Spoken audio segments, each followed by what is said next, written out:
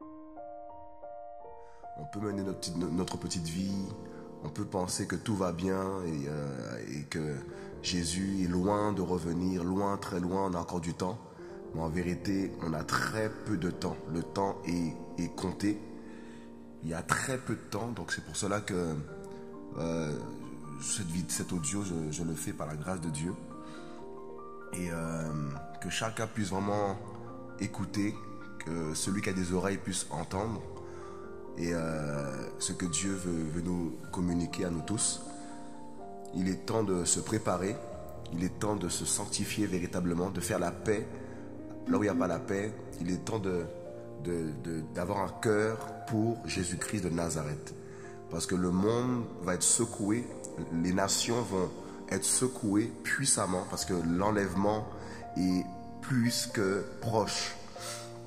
Et alors avant de commencer, de raconter ce que j'ai vu, j'étais d'abord dans un lieu qui était dans une tour, avec il y avait plein de...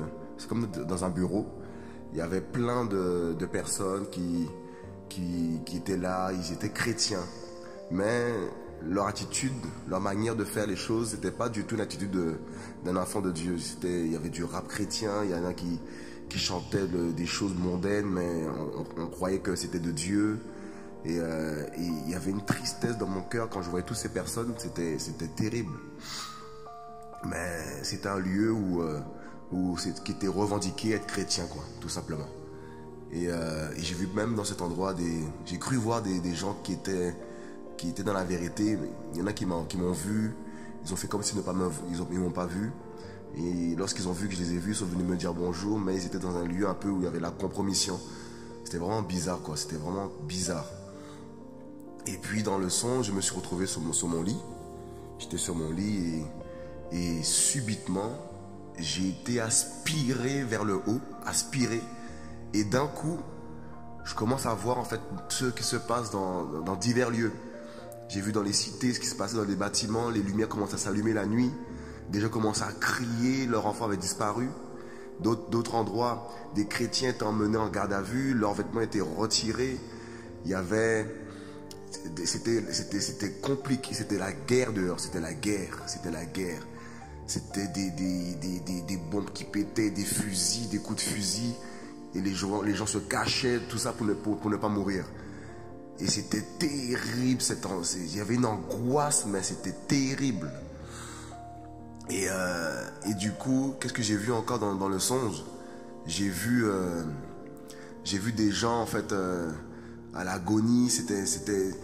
En fait, c'était pire de ce qu'on voit actuellement là. Et c'est comme si le Seigneur me disait que ce qui arrive actuellement là, ce qu'on voit actuellement, les gens qui sont dehors, qui crient, qui tapent même la police maintenant, c'est des choses ce sont des signes avant-coureurs de l'enlèvement. Après l'enlèvement, ça sera pire.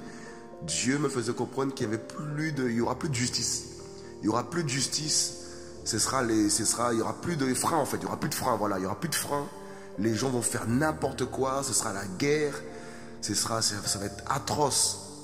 Tandis qu'au ciel, il y aura les noces de l'agneau. Tandis qu'au ciel, les enfants de Dieu seront au ciel dans la paix.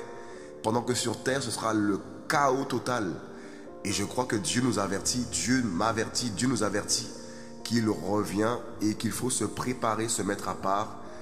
Ce que j'ai vécu là, c'était comme si c'était la réalité. Je n'ai jamais vu un songe, je n'ai jamais fait de songe comme ça, je n'ai jamais vu ça comme ça. C'est comme si pour moi c'était réel, c'était terrible.